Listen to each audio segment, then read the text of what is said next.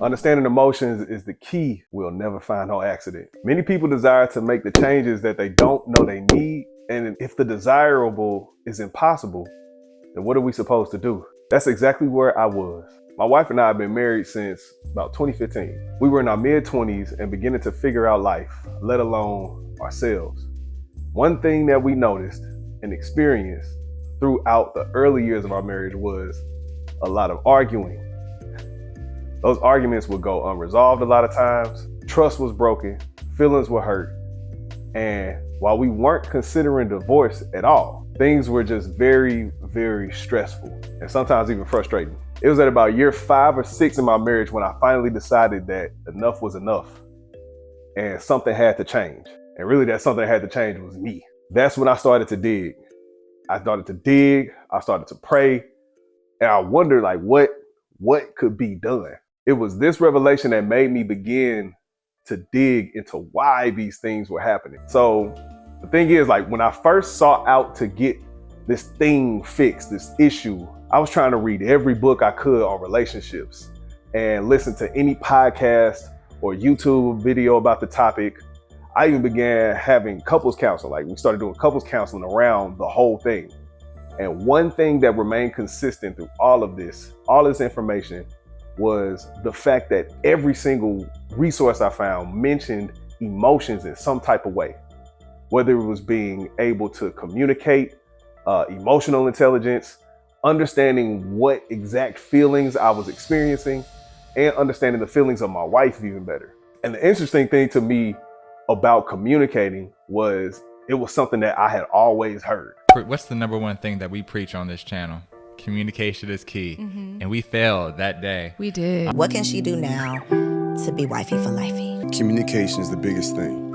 And while we have almost identical personalities, we just communicate differently. It's like the opposite. Like, I'd always heard that, but I never really understood what it meant.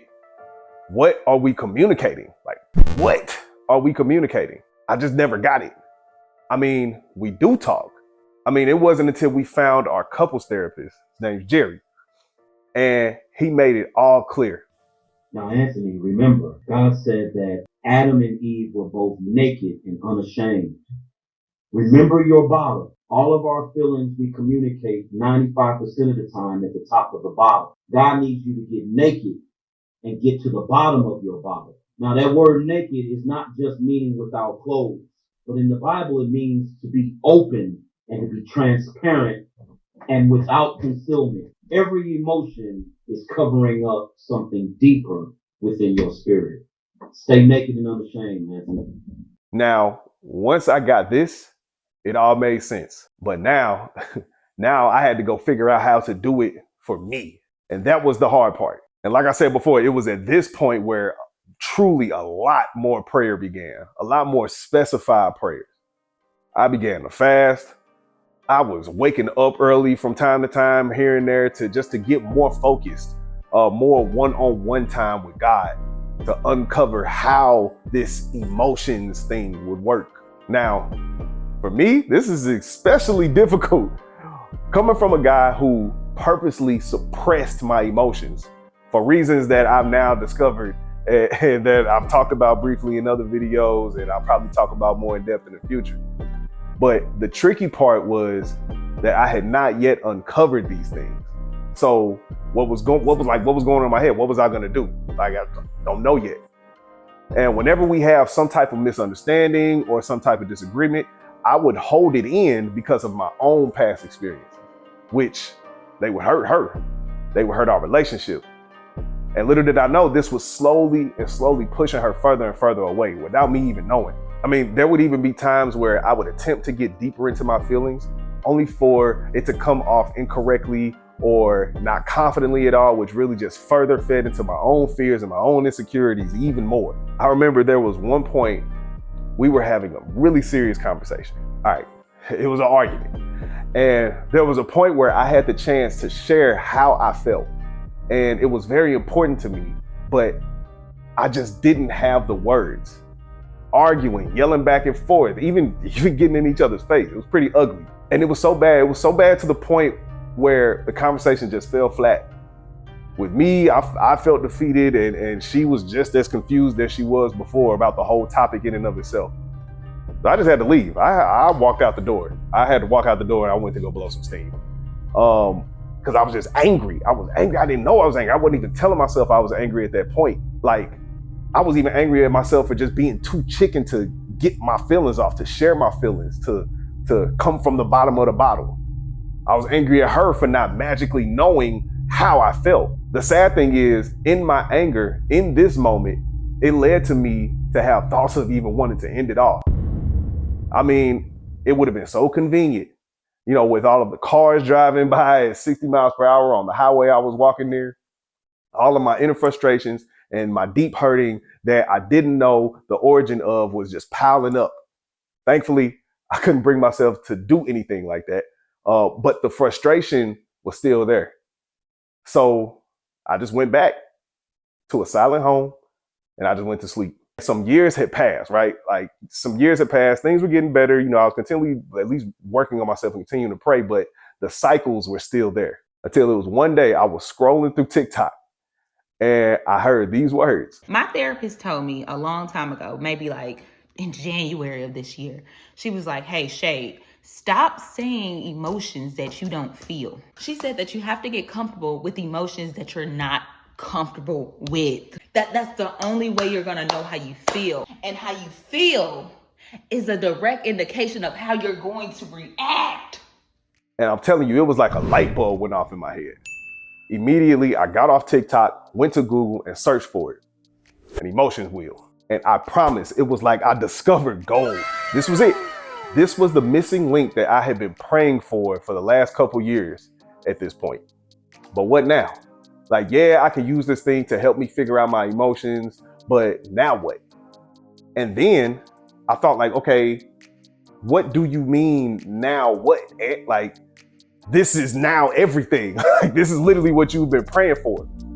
So the next step for me to be able to accurately communicate what I feel with my wife, this is what gives me the experience and practice to become better aware of my feelings and my feelings for my wife and my feelings for my son at this point with his emotions.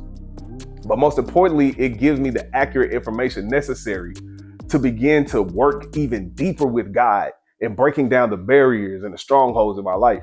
The only issue now is actually remembering to use it when it's time. Thankfully, I had the opportunity to do so almost the very next day.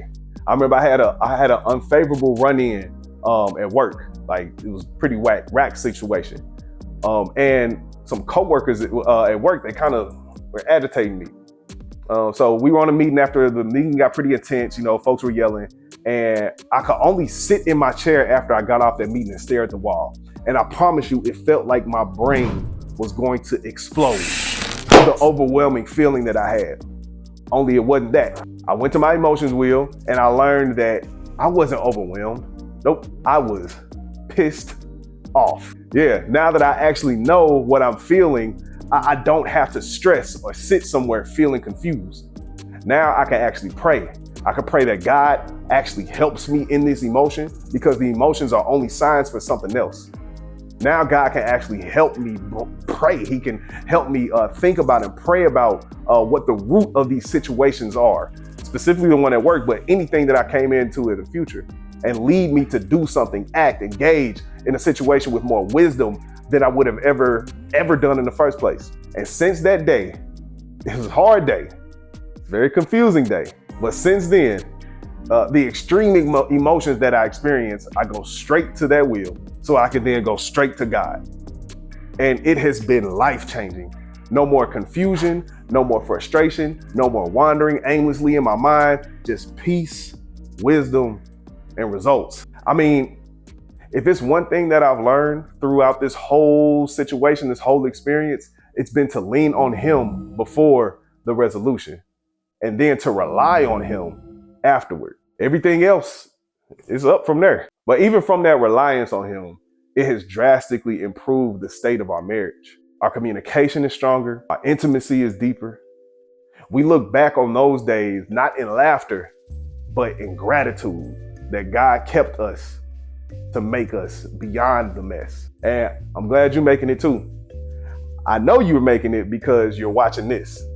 And since you're someone that values this type of growth, you can download an emotion wheel that I put together for you all. You can find it in the description. And you'll get some value from these 2 videos here. So make sure you go check them out. It'll give you one perspective on how we looked at everything and how we went through everything, including my wife.